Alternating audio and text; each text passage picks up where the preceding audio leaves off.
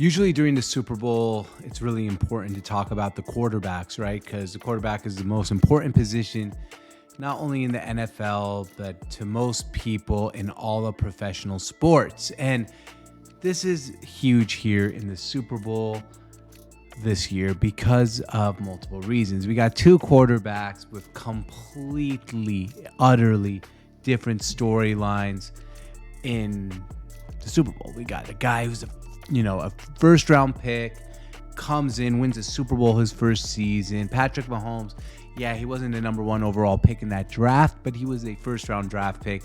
A guy the Kansas City Chiefs went out and sought out and made a trade to go and get. Meanwhile, you got Brock Purdy on the other line, who is a guy that, well, he was Mr. Irrelevant, a guy that we thought he would never play in the NFL, if you want to be frank, because most Mr. Irrelevants, most last picks of a draft, usually don't even get a chance to play in the NFL as a starting quarterback or even as a backup quarterback or even get a roster spot. A lot of them are practice squad or out of a league. So we got two different quarterbacks from two different backgrounds, two different franchises, both looking to win a Super Bowl. So I want to talk about what is a better storyline, I guess, between the Brock Purdy winning it and the Patrick Mahomes winning it. So let's start with Brock Purdy.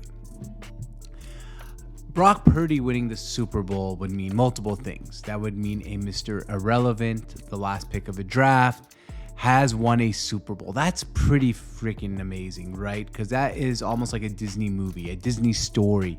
Last pick, wrote off, still made the team after multiple people get injured. And then when you actually think he's going to win it, like last year, he gets hurt. They call Tom Brady, and Shanahan admitted it himself. They called Tom Brady, the greatest quarterback of all time, tried to convince him to come back and play. Brock Purdy rehabs. Brock Purdy comes back. Brock Purdy leads him to a number one seed. People write off Brock Purdy. And then if he wins a Super Bowl, it's the ultimate Cinderella story. Now, the thing with Brock Purdy in general is, I don't know what you think of him. I'll tell you what I do. He's a good quarterback. He's pretty good. He's not a great quarterback. He's not Patrick Mahomes. He's not Aaron Rodgers. He's not Tom Brady down the line. But he's a pretty good quarterback that's mobile, can make the right plays, and he has that charisma. He has that swag. He's able to be what it seems like a great leader of men, which is probably half the battle of the quarterback position. Along with Brock Purdy winning it, it is also another storyline that the San Francisco 49ers finally win another Super Bowl. The last Super Bowl the 49ers won was in 1994, I believe, which was the first Super Bowl I watched as, 6-7 years old in 1994. And you see it, you're like, oh my God, Brock Purdy's gonna help them win the Super Bowl as Mr. Irrelevant. That storyline is something you can almost not even write. That's how good of a storyline that is for the NFL.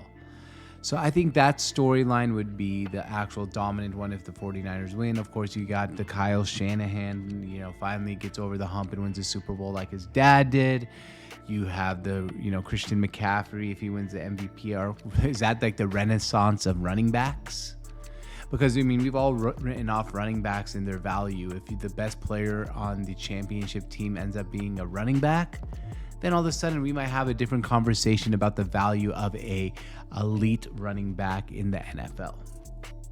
So that's the 49ers side. Let's talk about the Kansas City Chiefs and what it would mean if they won the Super Bowl. Patrick Mahomes winning his third Super Bowl and all of a sudden being a guy who has more Super Bowls than Peyton Manning, has more Super Bowls than Brett Favre and Aaron Rodgers combined, only one Super Bowl away from Joe Montana, and only 6 years into the NFL. We're talking about a guy who's putting himself in an area where he could become the greatest quarterback of all time. Now, I think it'd be hard to pass Brady because Brady's, beat him, in the AFC Championship game and a Super Bowl. So beating Tom Brady would actually be a little bit of a difficult thing to do because he'd have to, in my opinion, shatter some records and probably win 4, 5, 6 Super Bowls before we actually have that conversation. But I think it'd be fair if Mahomes wins a Super Bowl here to talk about Patrick Mahomes being the second greatest quarterback in the history of the NFL already. It's not just about rings, right? Like, I am a big proponent on wings, but does he have to pass Joe Montana to be better than Joe Montana? I don't necessarily think so. And along with Patrick Mahomes winning that Super Bowl, imagine the opposite if he loses the Super Bowl. Being 3-1 in Super Bowls and having that aura that, hey, I've been in the Super Bowl 4 times in my 6 seasons, winning 3 of them, is much different than being 2-2 in Super Bowls. And then all of a sudden you're talking about a guy in Patrick Mahomes, if he gets to the Super Bowl next year again and loses it, he's below 500 in Super Bowls. Huge difference in the storyline here for him between winning this Super Bowl and losing this Super Bowl. So I think like him winning, the storyline becomes like, wow, are we seeing maybe the greatest quarterback in history? Now, I think Brady's the greatest, as I said, but let's take a step back here for a second. Let's look at a cross-sport reference, which people always seem to like, and that's Michael Jordan and the Chicago Bulls versus Patrick Mahomes and Kansas City Chiefs. A lot of people want to argue that, oh, you got to stop talking about Jordan's 6 rings against LeBron James as the argument, and I totally agree with that. Because when Michael Jordan retired in 1993 with only 3 championships, they were already calling him the greatest of all time. It wasn't about how many rings, it was about the fashion of the rings he got. And Patrick Mahomes himself is starting to resemble those Jordan years. The only difference is I think the problem is that he hasn't beat Tom Brady in the big game. Patrick Mahomes has lost to 2 quarterbacks in his career in the playoffs. Tom Brady twice at the Tampa Bay version and the New England Patriots version, and Joe Burrow. Other than that, he has swept and been undefeated against Josh Allen and Tua this year, and every other quarterback you put in Patrick Mahomes' way, he's beaten, except Brady. And he's never won against Brady in the playoffs. He beat Burrow. So those would be big storylines. With Mahomes winning, obviously Andy Reid all of a sudden probably gets elevated to the likes of, he might be just up there with the second best coach of all time. He might be up there with the Vince Lombardis. He might be up there with the Walshes. He might be up there with, I don't know, put up whoever you want else as one of the best coaches of all time. Because all of a sudden we're looking at Andy Reid now and we're like, what the hell, Andy? You got 3 Super Bowls. You've been to one with the Philadelphia Eagles and you've been doing another one with the Kansas City Chiefs. So it becomes like the generation of like Mahomes and Andy Reid versus Bill Belichick and Andy Reid. And the difference between Belichick and Reid is Reid has been really successful in 2 different organizations, the Eagles and the Chiefs.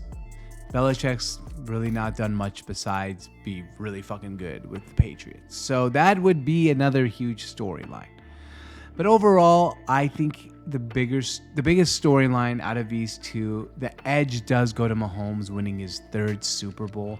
Because in general, I think dynasties and big names and chasing legacies are the big storyline compared to, I love the story of Brock Purdy. It is a Disney movie. Like, this is unbelievable. Brock Purdy, Mr. Irrelevant, could win the Super Bowl. Kyle Shanahan, the son of Mike Shanahan, joins his dad as a Super Bowl champion.